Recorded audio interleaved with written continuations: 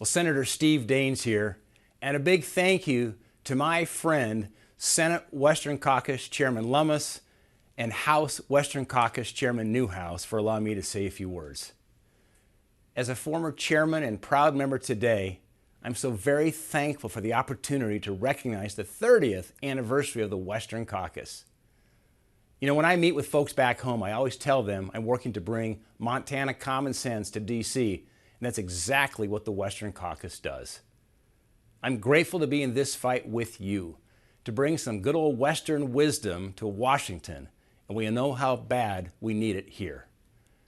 Together, we've been able to secure significant wins for the folks back home, including forest management provisions to increase the pace and the scope of forest management, including creating avenues to expedite needed fuel breaks, and establishing a new statutory authority for emergency actions to accelerate on-the-ground work in these high-risk firesheds, which, by the way, the Forest Service is now using across the 250 priority landscapes that are at high risk of catastrophic wildfire.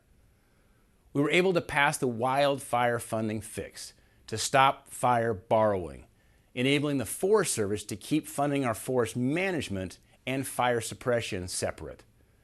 And we passed legislation to give wildland firefighters a much-needed pay raise and the recognition they deserve.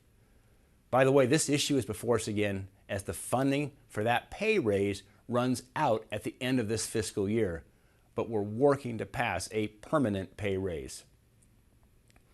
We were also able to confirm important Trump nominees, like Secretaries Zinke and Bernhardt, FERC Chairman Chatterjee, and Fish and Wildlife Service Director Skipwith.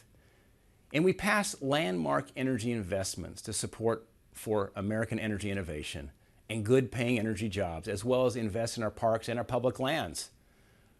I'm glad we've worked with you on these victories. These are outcomes signed into law for our Western way of life. And I'm excited to continue to fight to ensure that the next 30 years of the Western Caucus is even better than the last. So we'll have to keep working together to pass bipartisan, common sense forest management bills, cutting red tape, empowering landowners across the West to manage our forests before they manage us. My bill to overturn that disastrous Ninth Circuit Cottonwood decision would do exactly that.